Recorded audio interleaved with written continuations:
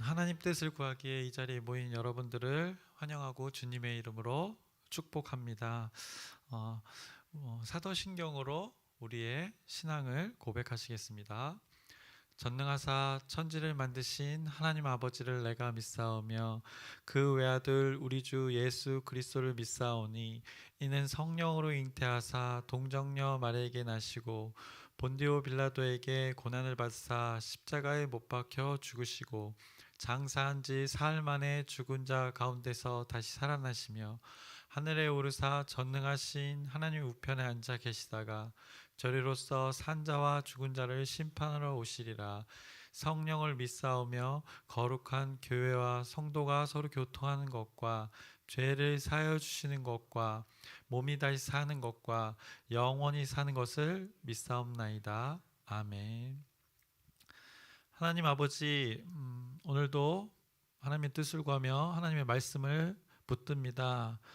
진리의 성령님께서 이 말씀 가운데 깨닫게 해주시고 우리 깨달은 말씀을 붙들어 오늘 하루 삶 가운데 말씀을 기준 삼아 살아갈 수 있도록 인도하여 주시옵소서.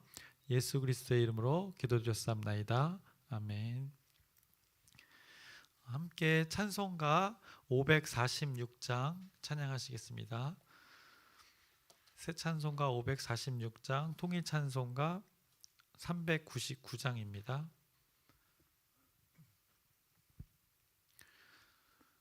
주님 약속하신 말씀 위에서 영원토록 주를 찬양하리라.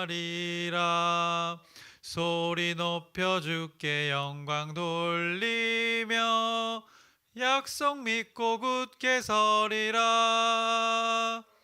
굳게 서리 영원하신 말씀 위에 굳게 서리. 굳게 서리 그 말씀 위에 굳게 서리라. 주의 약속하신 말씀 위에서 세상 염려 내게 엄습할 때에 용감하게 힘써 싸워 이기며 약속 믿고 굳게 서리라. 굳게 서리 영원하신 말씀 위에 굳게 서리. 굳게 서리 그 말씀 위에 굳게 서리라. 주님 약속하신 말씀 위에서 영원하신 주의 사랑 힘입고 성령으로 힘써 싸워 이기며 약속 믿고 굳게 서리라. 굳게 서리 영원하신 말씀 위에 굳게 서리. 굳게 서리 그 말씀 위에 굳게 서리라. 주님 약속하신 말씀 위에서 성령 인도하는 대로 행하며 주님 품에 항상 안식 얻으며 약속 믿고 굳게 서리라. 굳게 서리 영원하신 말씀 위에 굳게 서리. 굳게 서리 그 말씀 위에 굳게 서리라. 아멘. 함께 나누실 말씀은 레위기 24장 1절에서 9절까지의 말씀입니다. 레위기 24장 1절에서 9절까지의 말씀입니다.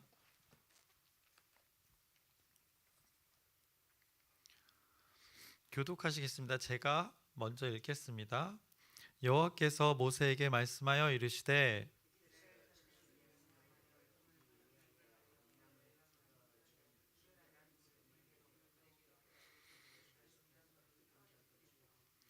아론은 회막안 증거계 휘장 밖에서 저녁부터 아침까지 여호와 앞에 항상 등잔불을 정리할지니 이는 너희 대대로 지킬 영원한 규례라.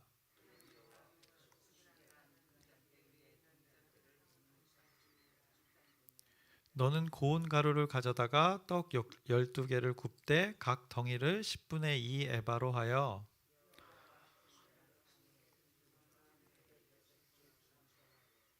너는 또 정결한 유향을 그 각줄 위에 두어 기념물로 여호와께 화제를 삼을 것이며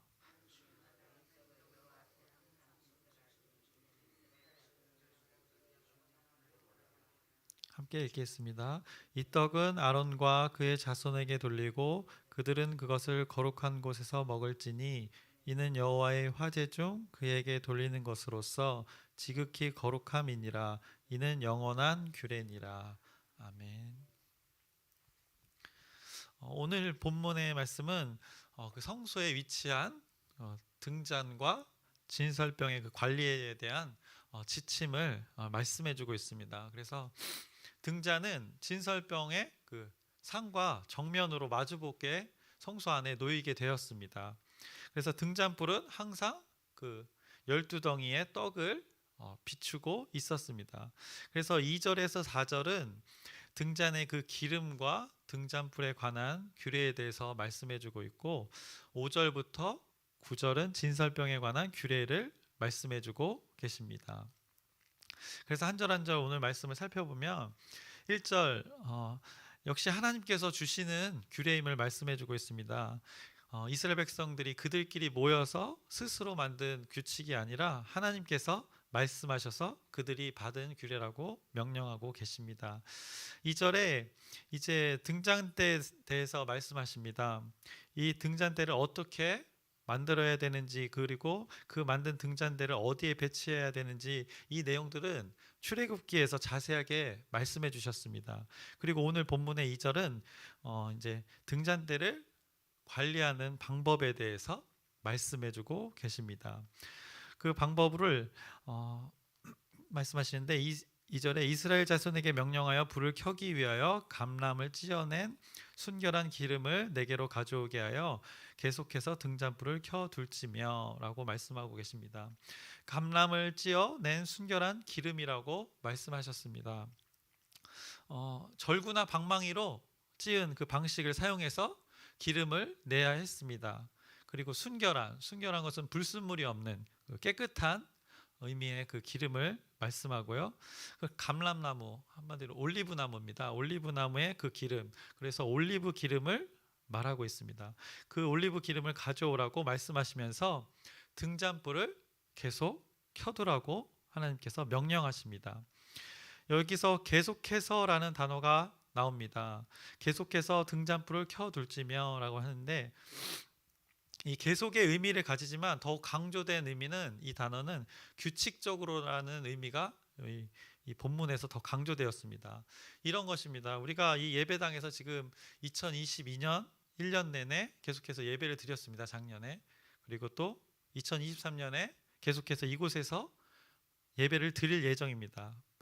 이렇게라고 했을 때 계속해서라는 말을 제가 사용했는데 이 계속해서라는 단어가 정말 1분 1초도 빠지지 않고 우리가 여기서 계속해서 예배를 드렸다는 의미가 아니라 꼭 우리가 반복해서 정기적으로 규칙적으로 계속해서 예배를 드렸다는 그 단어의 의미를 오늘 본문에서 동일하게 사용하고 있음을 여러분들이 인지하길 바랍니다. 그래서 오늘 이 계속해서라는 단어는 규칙적으로 정기적으로 반복해서라는 강조된 의미라는 것을 여러분들이 기억하시길 바랍니다. 그리고 이어서 3절입니다. 3절에 이렇게 표현하고 있습니다. 항상 등잔불을 정리할지니 라는 말씀이 나옵니다. 여기서도 항상이라는 말이 나옵니다. 규칙적으로 정기적으로 그 등잔불을 정리하라고 하나님께서 명령하고 계십니다. 동일하게 항상 1분 1초 정리만 하고 있으라는 얘기가 아니라 정리만 하면 다른 일을 못하기 때문에 항상 규칙적으로 정기적으로 이 등잔불을 관리하라고 하나님께서 명령하시는 것입니다. 이어서 이 항상이라는 단어는 4절에도 나오고 8절에도 나옵니다. 4절을 이어서 볼 텐데요. 그는 여호와 앞에서 순결한 등잔대 위에 등잔들을 항상 정리할지니라. 등잔을 항상 정리할지니라 반복해서 또 말씀하고 계십니다. 그 등잔불을 관리하는 것이 매우 중요함을 하나님께서 강조하시는 것입니다. 그렇다고 그 불을 꺼트리라는 말은 아닙니다. 정기적으로 규칙적으로 관리해서 불을 꺼트리지 말아야 함을 하나님께서 말씀하시는 것입니다. 그리고 오늘 본문의 말씀이 이어서 진설병의 그 떡의 관리에 대해서 이어서 5절에서 말씀하고 계십니다. 5절에 너는 고운 가루를 가져다가 떡 12개를 굽되 각 덩이를 10분의 2 에바로 하여. 그 고운 가루는 우리가 레이기 앞에도 나왔지만 이 고운 가루를 하려면 11번의 채를 걸러야 된다고 했습니다. 그렇게 곱게 해서 떡 12개를 굽는데 그 덩이를 10분의 2 에바로 규정하고 있습니다. 약 그 3리터 부피의 밀가루를 준비해서 이렇게 떡을 12개 진설병을 만들라고 명령하고 계십니다. 이어서 6절입니다. 여호와 앞 순결한 상 위에는 두 줄로 한 줄에 6씩 진설하고. 그 진설병을 배열할 때 6개씩 두 줄로 이렇게 12개를 배열하라고 세세하게 하나님께서 명령하고 계십니다. 그리고 7절입니다. 너는 또 정결한 유향을 각 줄 위에 두어 기념물로 여호와께 화제를 삼을 것이며. 그 성소의 진설병과 마주복의 그 등잔대를 잘 놓아서 잘 배열하라고, 그리고 그 유향으로 화제를 삼을 것이라고 하나님께서 명령하고 계십니다. 이어서 8절입니다. 안식일마다 이 떡을 여호와 앞에 항상 진설할지니 이는 이스라엘 자손을 위한 것이요 영원한 언약이니라. 아까도 말씀했듯이 항상이라는 말씀이 이 단어가 또 여기에 붙어서 잘 정기적으로 규칙적으로 이 떡을 관리하라고 하나님께서 명령하십니다. 그리고 9절입니다. 이 떡은 아론과 그의 자손에게 돌리고 그들은 그것을 거룩한 곳에서 먹을지니 이는 여호와의 화제 중 그에게 돌리는 것으로서 지극히 거룩함이니라. 이는 영원한 규례니라. 그래서 오늘 본문의 말씀은 등잔불과 진설병을 관리하는 것에 대한 하나님의 명령을 말씀해주고 있습니다. 그 성소 안에는 등잔대와 그 진설병이 서로 마주보고 있었습니다. 그래서 그 등잔대 그 불빛이 마주보고 있는 그 떡에 항상 비추게 되었습니다.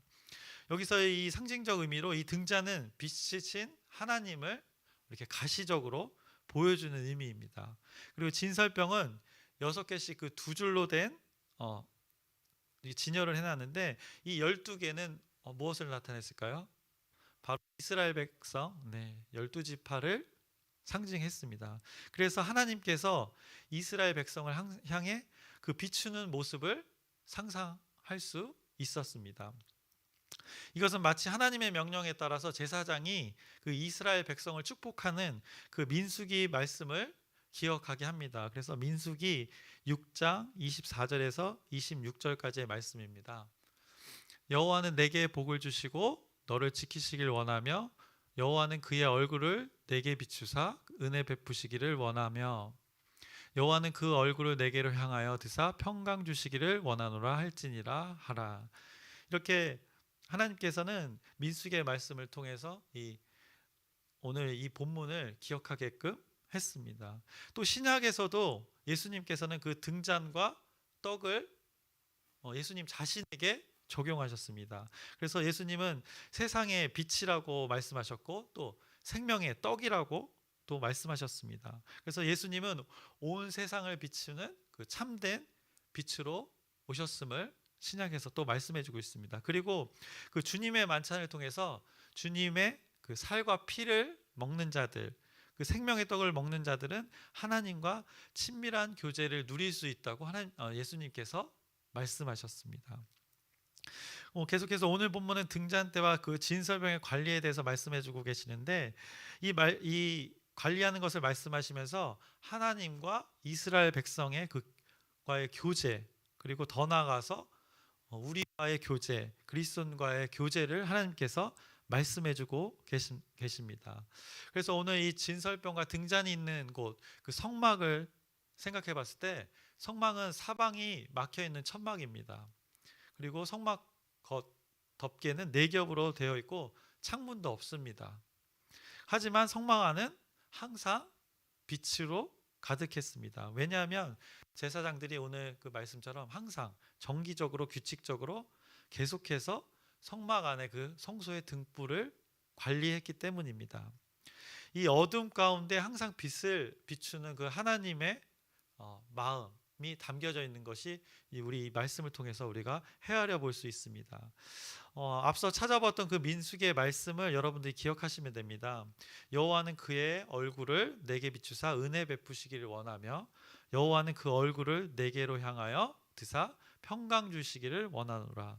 그리고 아까 드렸던 그 예수님이 빛이라고 했던 말씀 요한복음 8장 12절입니다. 예수께서 또 말씀하여 이르시되 나는 세상의 빛이니 나를 따르는 자는 어둠에 다니지 아니하고 생명의 빛을 얻으리라. 이어서 요한복음 9장 5절입니다. 내가 세상에 있는 동안에는 세상의 빛이로라. 이 당시 예수님이 전할 때 이 당시에 사람들은 성경이 신약은 없었습니다. 구약밖에 없었습니다. 그럼 어떤 말씀을 기준으로 그 예수 그리스도의 빛과 생명에 대해서 전파했을까요? 아마도 오늘 본문 이 레위기의 말씀들을 기준으로 하나님의 말씀을 전했을 것입니다. 오늘 그 등잔대를 관리하는 것과 진설병 관리하는 것, 이것을 가지고 빛과 어둠에 대해서 예수 그리스도를 설명하고 설득했습니다. 오늘의 본문 말씀에서 그 숨겨진 우리가 참뜻을 찾아내고 깨달아야 할 것입니다. 그래서 등잔불과 진설병에 대해서 계속해서 말씀하시는데 12덩이의 떡을 6개씩 두 줄로 진열하라고 하나님께서 아까 말씀하셨습니다. 그것은 앞서 말씀드렸다시피 12개의 떡은 이스라엘 12지파를 상징합니다. 그리고 그 떡은 12지파가 먹고 살아야 될 존재임을 의미하게 됩니다.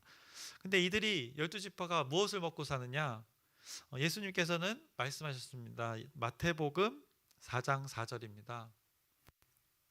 예수께서 대답하여 이르시되 기록되었으되 사람이 떡으로만 살 것이 아니요 하나님의 입으로부터 나오는 모든 말씀으로 살 것이라 하였느니라 하시니, 기록되었으되라고 여기 또 표현되어 있습니다. 어디에 기록되어 있었을까요? 예수님께서 갑자기 떡을 그냥 상징으로 부여한 것이 아니라 다 근거가 있었던 것입니다. 신명기 8장 3절을 한번 또 찾아보겠습니다.